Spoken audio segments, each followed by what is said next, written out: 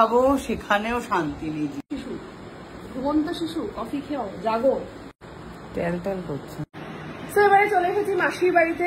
এখানে সবাই মা খেয়ে নিয়েছে চা, আর আমি ঘুমে জর্জরিত, আমার জন্য একটুখানি কফি বানিয়ে প্রচন্ড ঘুম পাচ্ছে না, গাড়ি চালিয়ে নিয়ে যেতে পারবো না। একদমই তাই। টিনের কফি খাবেন না, উনি পাতার কফি খাবেন। কিসের টিনের কফি খাবেন না, টিনের কফি? কৌটোর কফি খাবেন। ও টিনের কফি খাবে না, সেইটা কফি না, তুমি তো কফি বিনস এনে রেখেছো। কোথায় ভালো কফি ছিল, তুমি ফেলে দেবেন দরকার নেই। মাসি অপমানিত বোধ করেছে। তুই মাসি কোথা থেকে কফি নিয়ে এসে, জায়গাটা কোথায়? আরাকুর কফি। মাসি কফি নিয়ে এসে সেটাকে গুঁড়ো করে, কফি বিনস গুঁড়ো করে রেখে দিয়েছে, তুই সেই কফি খেলি না।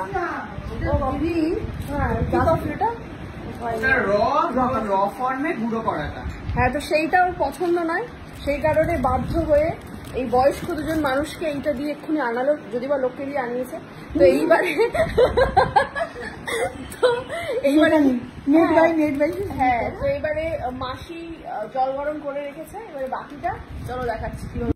তো আমি যেহেতু শুধু ব্ল্যাক কফি খাই, সেই কারণে এই যে মাসি গরম জল করে রেখেছিল, এই গরম জলে জাস্ট কফিটা এইভাবে দিয়ে, এই যে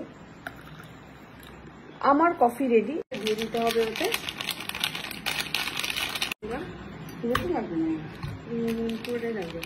দু প্যাকেট 10 টাকার যে ছোট দুধ হয়, দিয়ে দিলাম। তো হয়ে গেছে আমার ব্ল্যাক কফি, আর আমাদের লুলু পাইলটের জন্য হচ্ছে দুধ কফি, চিনি ছাড়া। কিন্তু 2 প্যাকেট দুধ আমি দিয়ে দিয়েছি। ঘুমন্ত শিশু, কফি খেও, জাগো, উঠো, জাগো, লক্ষ্যে না পৌঁছানো বন্ধু, থামিও না।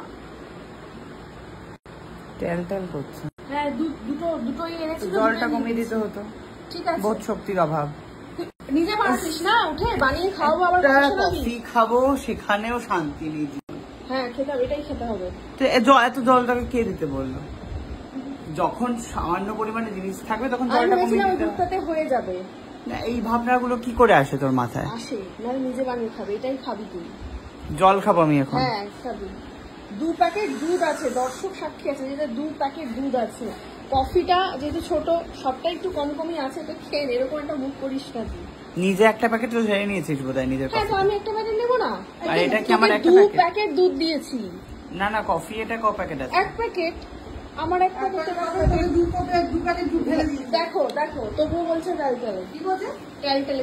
আরো দুধ চাই ওর, আরো দুধ চাই। এত তো জল দেওয়ার তো দরকারই নেই। তাহলে নিজেই বানাতিস। ওই বউকে বলে গ্লাসের মতো দেখে জল দে। বোধ শক্তি নেই, কি বলবো বল। তো ওই তো দুধ দিয়েছে, দেখেছো? 2 প্যাকেট পুরো ঢেলে দিয়েছে। আপনি তো দুধ ঢেলে দিয়েছে। কিছু বল। এই যে তুই কাজটা করা যায় না, বলো। মাসিও বুঝতে পারছে। খারাপই বলতে হয় না, খারাপ বলবি কেন? কেন ওখানে খারাপ জিনিস কি পড়েছে তোর? খারাপ কিছু পড়েনি, মানে একটু গাঢ় হয়েছে, মানে ও চাইছে আরো দুধ, আরো ব্যাপারটা বুঝলি তো? আমি আরো দুধ চাইছি না, আমি চাইছি আরো জল কম করে। আমি ভেবেছি 2 প্যাকেটে তো এই দুধটা হয়ে যাবে।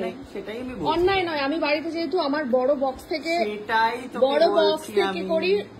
আচ্ছা, সকলে একটু কমেন্ট করে বলো।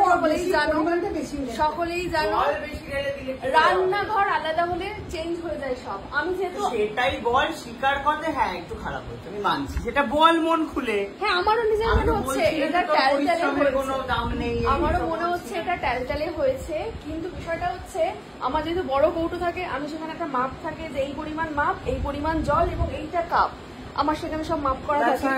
কিন্তু এখানে যেহেতু মাপের নয়, এখানে যেহেতু ছোট একটা প্যাকেট। মাসি বলছে না খারাপ বলে যাবে, নিচি রে। খারাপকে তো খারাপই বলতে হবে। 2 প্যাকেট মানে হাফ লিটার দুধের সমান। সে তো আমি বুঝতে পেরেছি, কিন্তু এত জলের মধ্যে তো দিলে হবে না। নদীর ঠিক আছে, এরপরের দিন আমাদের শাক চক্রবর্তী কফি করে খাওয়াবে। আগে জলটা ঠিক ছিল। তুমি আমাকে বলো, বলো এরপরের দিন আমরা ওর হাতের কফি খাবো, তুমি বলো। হ্যাঁ, খাবে তো? এবার আমরা সবাই এবারেও একটা ফোন আসার নাটক শুরু করে দিয়েছে, যেই বলেছি যে খবর, যেই বলেছি কফি বানিয়ে খেতে হবে। যাই হোক, এইরকম কফি নিয়ে আমাকে দিনের পর দিন গঞ্জনা শুনে আমাকে এইভাবেই থাকতে হবে। তো বিদায় বন্ধুরা, এখানেই ব্লগটা শেষ করলাম। কফি ঠান্ডা